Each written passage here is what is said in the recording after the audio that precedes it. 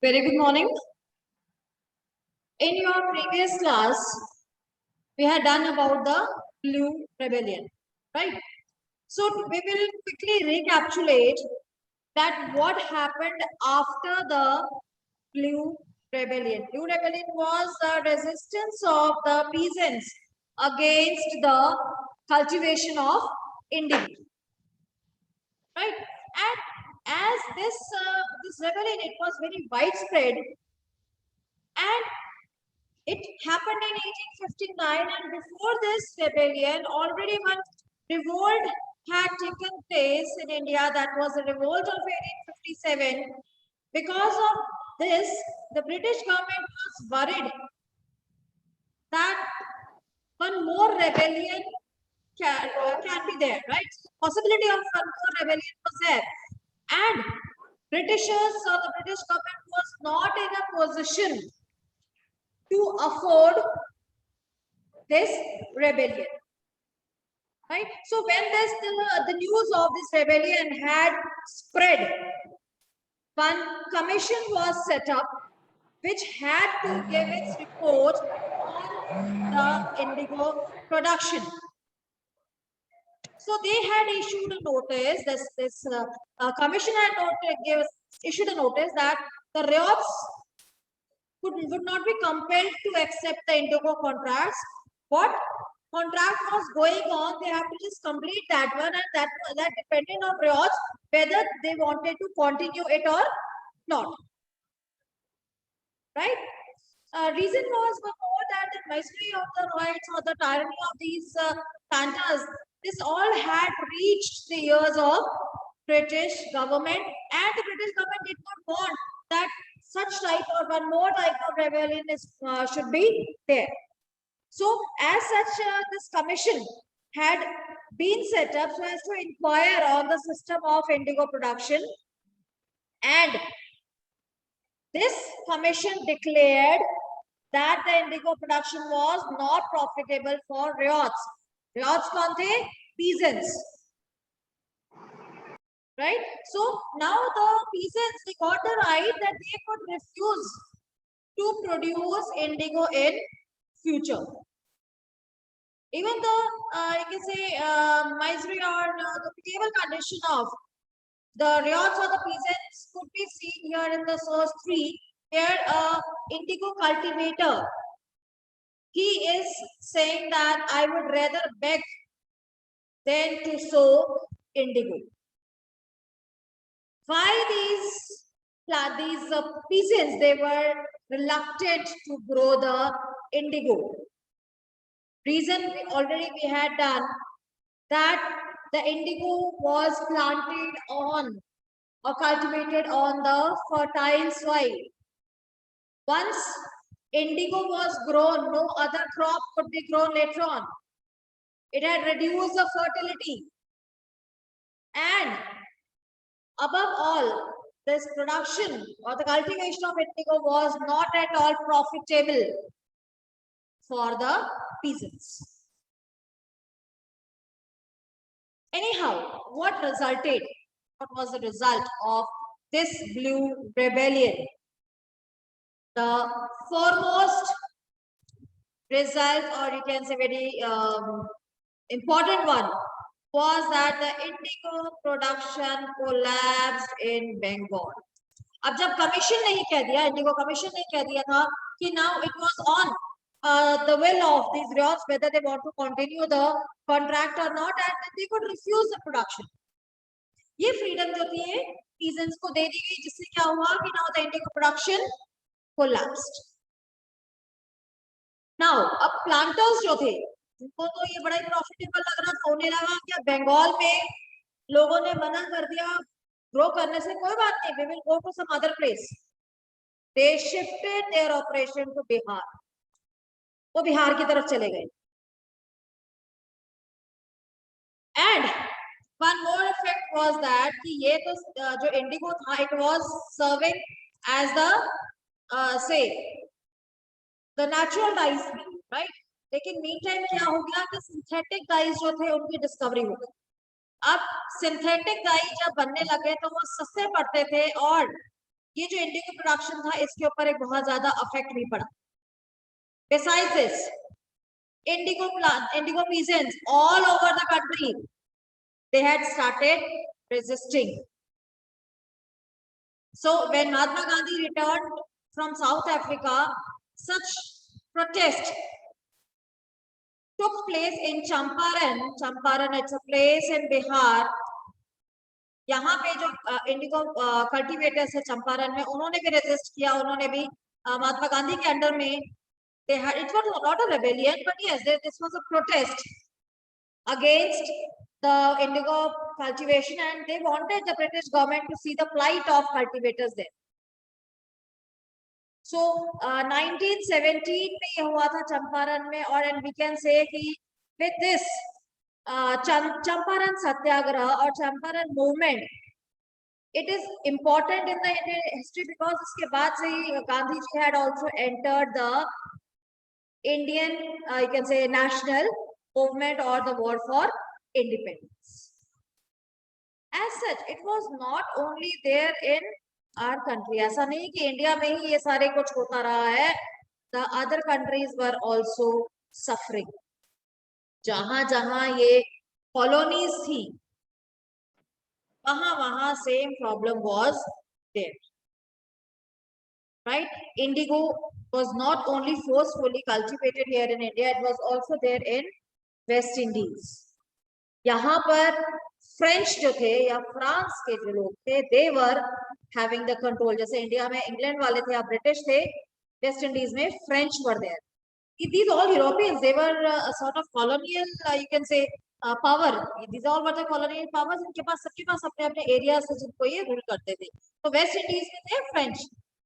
So यहाँ पर भी same type of exploitation of the people was there. Right? So anyhow, we come to the end of the chapter, and now we will discuss the question answers. Right? First blank is the indigo. The second one, it is because of the expansion of cotton production. Third one, the international demand for indigo was affected by the discovery of synthetic dyes. Synthetic dyes. Synthetic dyes. Synthetic dyes. Yes, by the discovery of synthetic dyes, the international demand for indigo was decreased. The Champaran movement was against indigo planters. Right? It was against the indigo planters. Right? Now we will move to the question answers. Right? Right. So your first question is, describe the main features of permanent settlement. Permanent settlement. Yes. What are the features of permanent settlement? First of all, the basic or the very foremost feature was that the revenue was fixed, right? Revenue collected was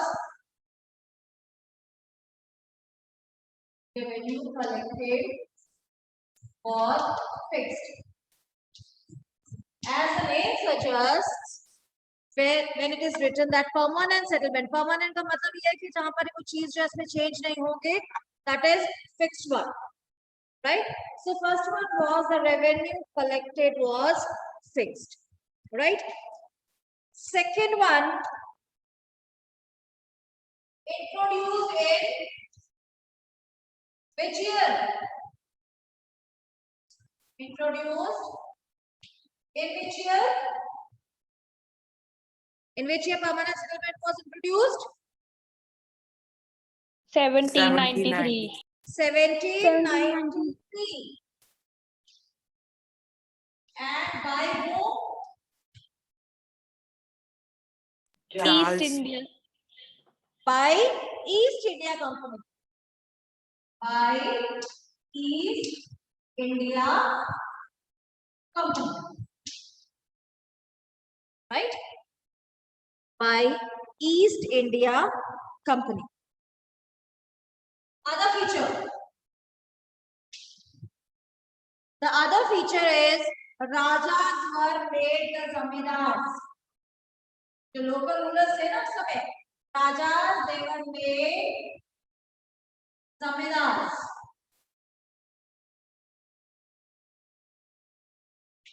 They were made the zamindars. Right? Then is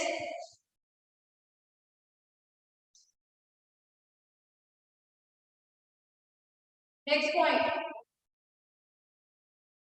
These zamindars lost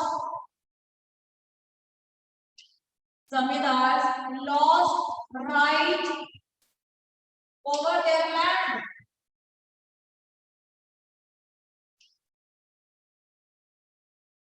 They lost their right over the lands. Right? These were the features of the permanent settlement. Right? Now our next question is, we had already done about permanent settlement, then your Mehelwari system and the Munro system. So now we need to distinguish it, right? How permanent settlement is different from Mehelwari system. So both were the ways of or the methods of revenue collection. But how were they different?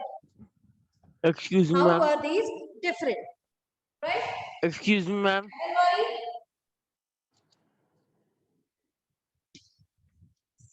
Permanent. Ma'am. Fine. चलिए. Who will tell Ma'am. me?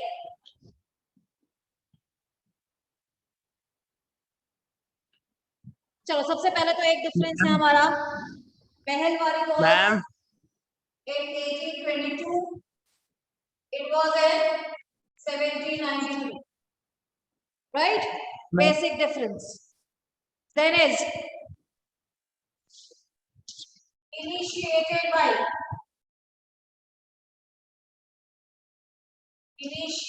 by whom? It was initiated by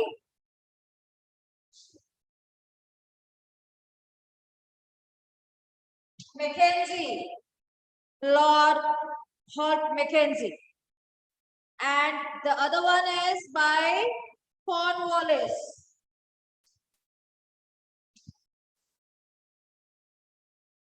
हमें difference लिखने हैं, right? In Mehelwari system, what was the center point? Epicenter क्या था इसका? Epicenter of this point or what was the major important unit? Mehelwari में it was the village. So it was collected from village as whole.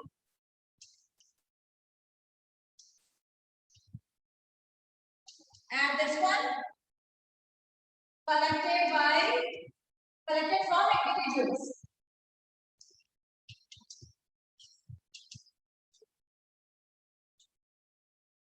Right. Here revenue was revised.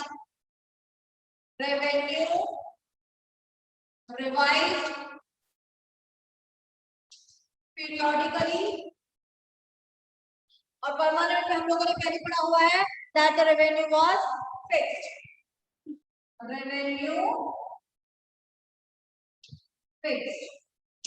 क्योंकि permanent था और permanent settlement की problems के कारण ही इन्होंने मेहलवारी system जो था वो शुरू किया था. Right? This one, it was collected by village headmen.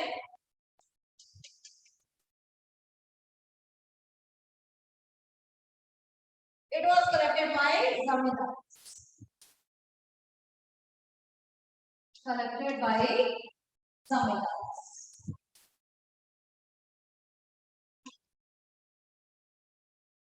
This was the basic difference. ये हमारे सारे basic difference हैं इनके, right? Quickly we'll move to the next one. Give two problems which Excuse me, ma'am. Monroe system of fixing revenues. Monroe system की क्या problems थी that we have to discuss, we have to write on the two problems.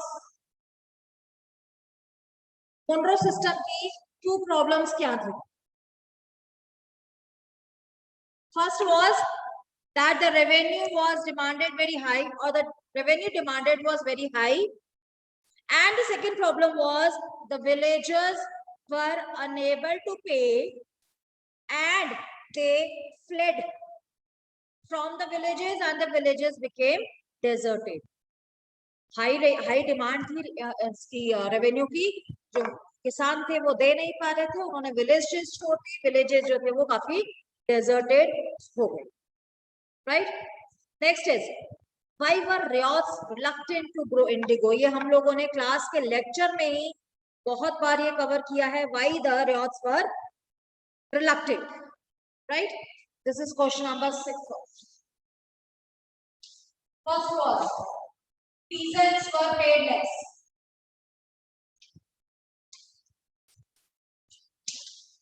Peasants were paid less. बहुत कम पैसे जो थे peasants को दिए जाते थे. Not profitable for peasants.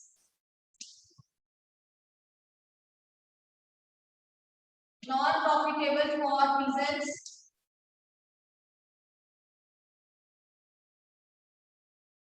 Right? Then is was to be grown on fertile soil. Grown on fertile part. On fertile ground. Right?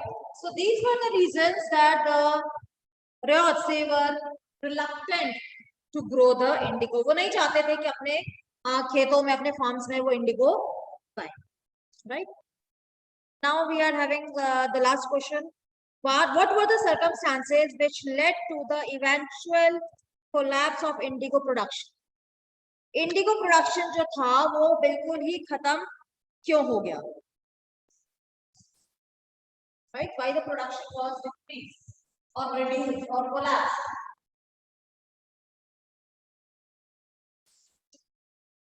First is riots refused.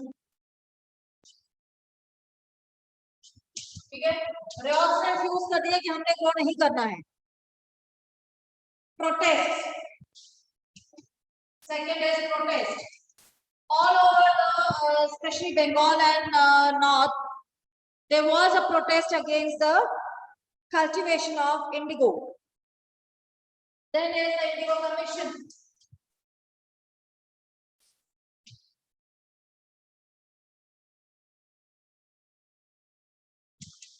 Indigo Commission was also responsible when it has said now that the peasants or the riots, they can discontinue or they can refuse to sign the contract, or they can refuse to grow the indigo in future.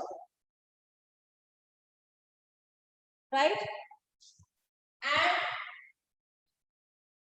synthetic dyes.